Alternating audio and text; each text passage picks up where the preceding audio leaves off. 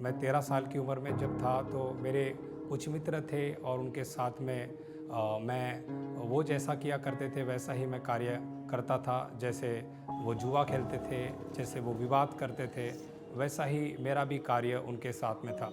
उन्हीं के पॉकेट से मैं पैसे को गायब कर दिया करता था और उसके बाद में मैं जुआ खेलता था। कई बार झगड़े भी हो जाते थे, कई बार विवाद भी हो जाते थे। और फिर जब मैं स्कूल जाया करता था तो वहाँ पर भी मेरी यही आदत थी कि वहाँ पर भी मैं मारा पीटी करता था कंटिन्यूसली। और कई बार स्कूल से मुझे रेस्टिकेट के लिए भी सर प्रिंसिपल ने वार्निंग दे दी कि आपको रेस्टिकेट कर दिया जाएगा। तो कई बार मेरे पापा स्कूल में बुलाए जाते थे प्रिंसिपल के कहने के द्वारा।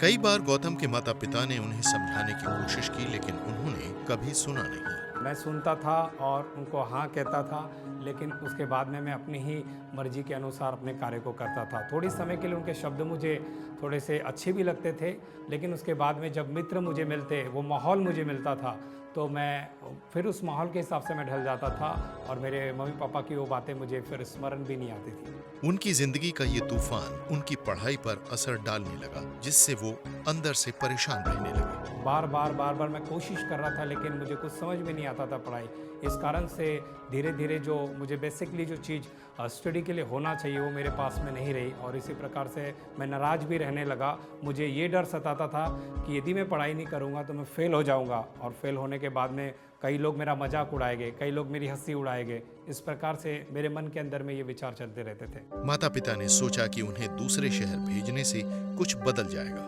पर कुछ नहीं हुआ। जब वो वापस घर आए तो उनके अंकल उन्हें एक मीटिंग में ले गए। वहां जो उन्होंने सुना उसने उनकी जिंदगी बदल दी। एक वचन जो मैंने वहाँ पर सुना जब वो प्रचार कर रहे थे, यशायाह नबी उसके 53 अध्याय वचन 1 से लेकर 5 तक, वो हमारे ही अपराधों के कारण घायल किया गया। इस प्रकार से जो वचन था, उसके कोड़े खाने से हम चंगे हो गए, वो हमारे लिए कुचला गया, वो हमारे लिए सताया गया, ताकि उसके कुचले जाने से हम एक नए जीवन को प्राप्त कर सके। ये वचन वहाँ पर उस समय में चल रहा था और ये वचन ने मुझे बहुत ज़्यादा छुआ और मुझे शांति फील हुई। इस शांति के बाद गौतम ने बाइबल पढ़ना शुरू किया। जो वर्सेस उन्होंने पढ़े, उन्होंने उनका दिल बदल दिया। जब मैं उस वचन को पढ़ रहा था कि तू अपने माता पिता का आदर करना, ये वचन मुझे बहुत कायल करते रह रहा था और मैं इस वचन के कारण बहुत ज़्यादा कायल हुआ। और उसके बाद मुझे ऐसा लगा कि मुझे इस चीज़ों को छोड़ देना चाहिए। यूहन्ना 14 का जो 18 में था कि मैं तुम्हें अनाथ नहीं छोड़ूंगा, मैं तुम्हारे पास आता हूँ, ये वचन ने मुझे बहुत ज़्यादा प्रोत्साहित किया। वो इसीलिए भी कि जब मेरा ऐसा व्यवहार था तो कोई मुझसे प्यार नहीं करता था, कोई मेरे पास रहना पसंद नहीं करता था। मैं किसी भी फंक्शन में जाता था तो लोग मेरे को बुरी नज़रों से देखते थे।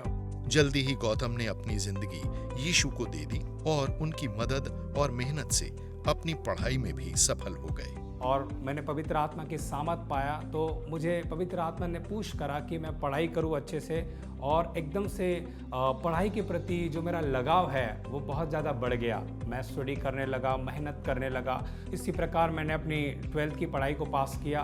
उसके बाद फिर मैंने बीएससी को जो है पास किया फाइनल, और उसके बाद में मैंने एमएससी की भी जो है पढ़ाई वो पास किया। अपने दिल की इच्छा के अनुसार गौतम ने यीशु मसीह की सेवा करनी शुरू की।